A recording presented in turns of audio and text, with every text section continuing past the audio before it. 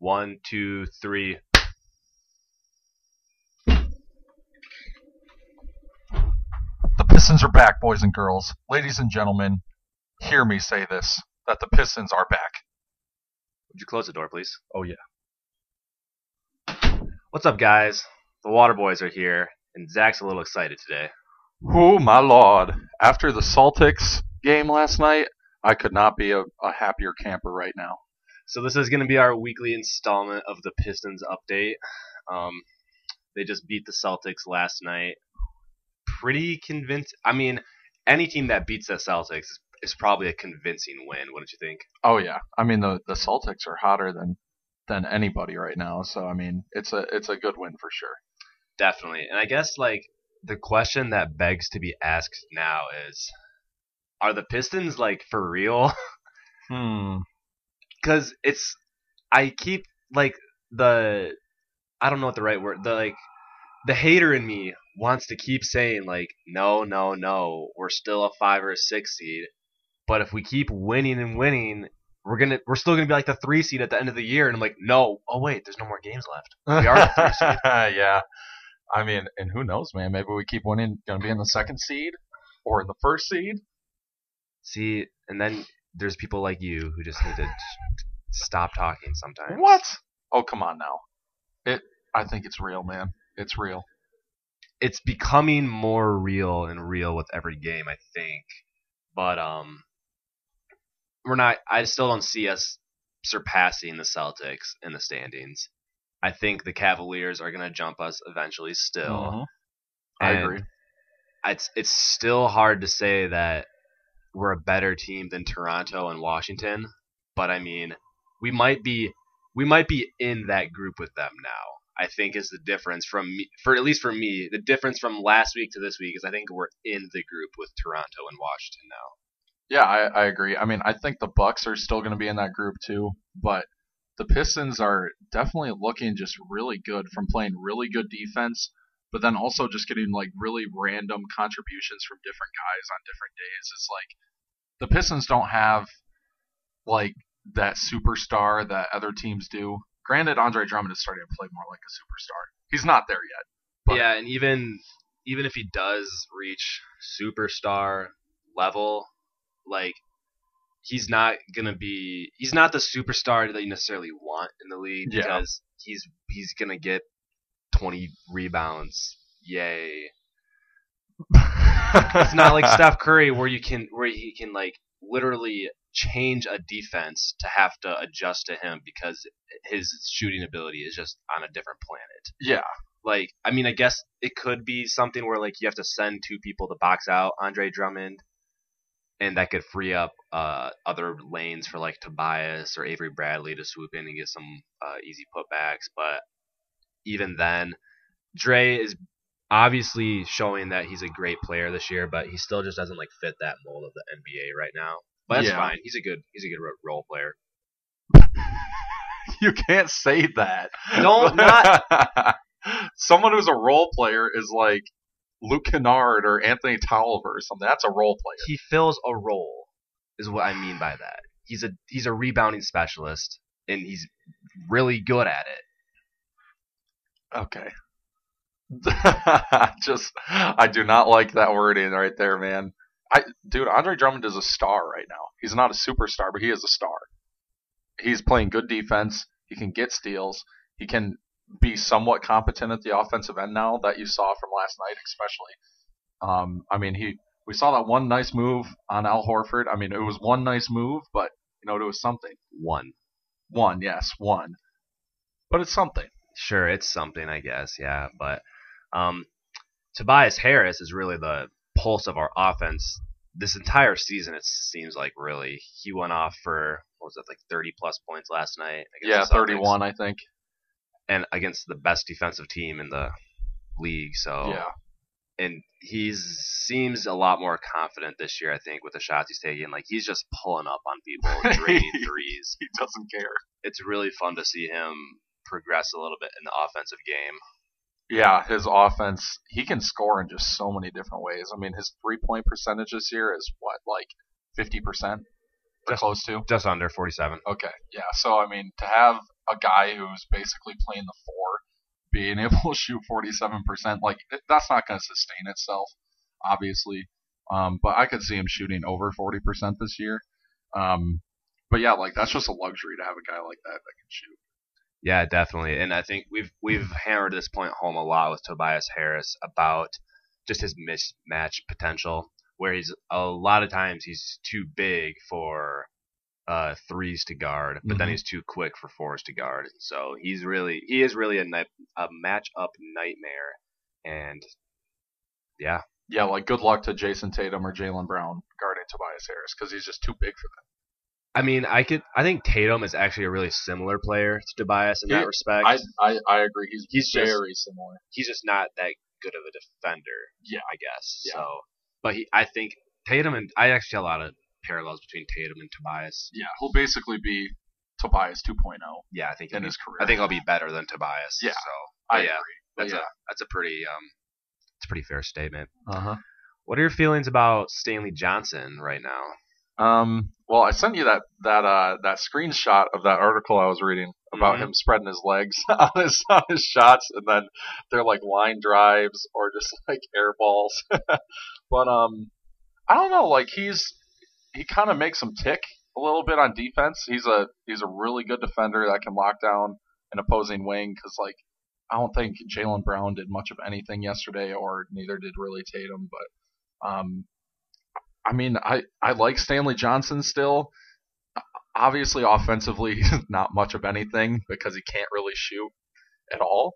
Granted, I like that he has some confidence, like he's pulling up for the threes and stuff, so he's playing with a lot of confidence, which is good to see from him. But other than that, his offense is just atrocious. Yeah. I think, what was the wording they used in that article? They said, like, but I love, all capital, like his offensive contribution last night. Yeah.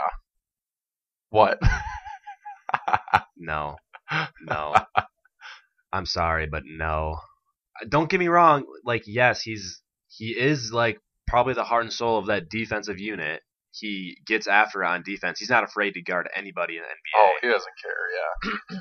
But offensively, like, he's just not developed enough yet. Yeah. And I think to your point about him being confident, sure, it's nice that he's being confident, but do you want a 30% shooter being confident?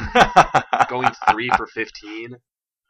Like, it just feels like a wasted possession when he puts up an awful shot. And I feel for people who are saying that he's an improved shooter this year, he's not. He's just taking more shots, so he's making more. So it looks like he's a better shooter, but he's shooting just about the same percent. Last year from 3, he shot about 29%. This year he's shooting about 30%. So, ooh, percent tick, man. That's improvement right there. No, I mean, yes, you're right, it is, but not warranting to take 4 times as many shots. Mm-hmm. Yeah, but I mean, Stanley, he's definitely annoying in that regard. But it's hard to say. I want to say like I liked him coming better off the bench, but he didn't really excel in that position last year. No. So like we might be seeing a little bit more production from him out of the starting lineup, but I think that spot is the one thing that's holding our starting lineup back right now. I think so too. The rest of the guys, they're performing super well. Yeah, I would say everyone else is having a pretty good season. Reggie is kind of looking like the Reggie we saw 2 years ago when we made the 8th seed. Avery Bradley's finding it after a little bit of a rough start, especially scoring the rock. He's scoring the ball a lot better right now. Yeah. And then obviously we've talked about Harris and Drummond are both having, I guess, Drummond's having a return year. Harris is having a breakout year. Yeah. So. Plus, Bradley put freaking Kyrie in a headlock last night, man. He was clamping him down. Kinda. I mean, he scored 18 points. That's like nothing for Kyrie. Whatever. Anyway, I mean, the superstar is going to get his. That's the end of the story. But exactly. And I think even if we move Stanley out of the starting lineup, we still have Avery for that lockdown defender. And I mean, you can even use it situational, where if like we're playing the Warriors and we need extra defense in the starting lineup, you can still play Stanley. But I'd like to see us get another, I guess, small forward to add into the starting lineup that's a little more maybe experienced and competent offensively than Stanley. Yeah. Especially if we're planning to make moves like in the playoffs, I think we're gonna need a little bit more oomph in that starting lineup. What if? Okay, so I'm just gonna throw this out there. I know you're probably gonna hate me for this, but what if you just roll out a 3-guard lineup? You put Kennard at small forward, and you just put Stanley on the bench. I mean, you got enough defense in the starting lineup as it is, and Kennard's showing that he's a decent defender. Like, he's not Stanley Johnson defensively, but he's obviously 10 times better offensively than Stanley. I mean, that makes your offense just a lot better, I would say. I mean, Kennard's showing that he's able to hang with these guys. It's not a terrible idea, but I think what I want experience more. Yeah. Especially in the playoffs. That's what I'm looking towards right now. And plus, I don't know, Kennard's good coming off the... Because if we take Kennard off the bench, then what offense do we have coming off the bench? Anthony Tolliver. Yeah, exactly.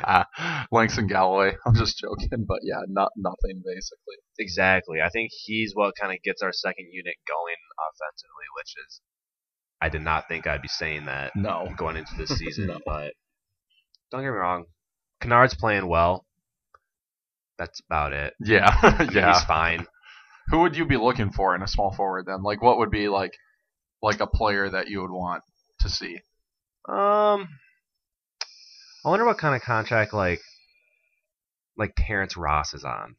Or like, I'm not talking about any like stud. Yeah. But, like, Terrence Ross is like a gifted offensive player. Yeah.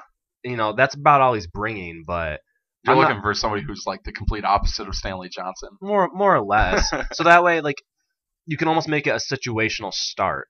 Okay.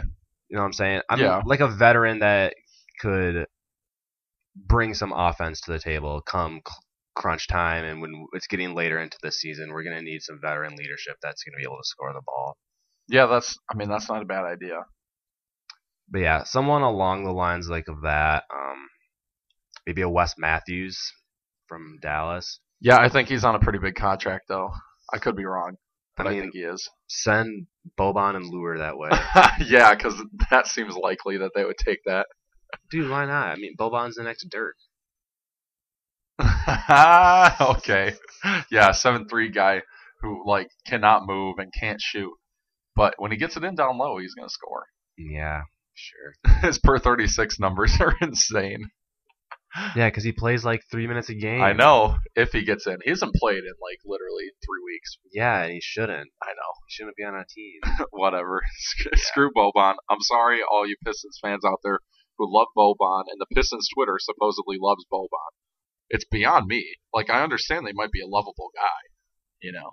Dude just can't play basketball. Yeah, he just can't do it. Yeah. All right, is there anything else you want to say about the Pistons so far for this week? Go Pistons. They rock. Can't wait to watch the Suns get destroyed. Yeah, they have the Suns coming up this week, and then they go back onto the hard road stretch with, like, San Antonio. Yep. Who else do we have on that? Play the Warriors at home eventually. That's at the end of it. Yeah. I'm drawing a blank on who we play. I don't remember. It's a lot of hard teams. It's not going to be fun. But 76ers are in there. 76ers are in there. I think the Bucks are in there. Yeah. But anyway, like we said in our last week's video, this is where it's really we're gonna see what the Pistons are made of this week.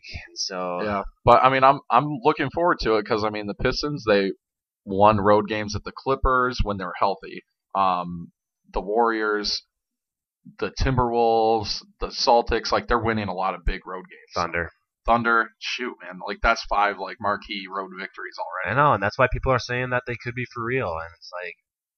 It's hard to deny at this point. It is getting hard. I guess we'll see how we're feeling next week. Yeah, 20 games in, it's hard to start denying it. For sure, I guess.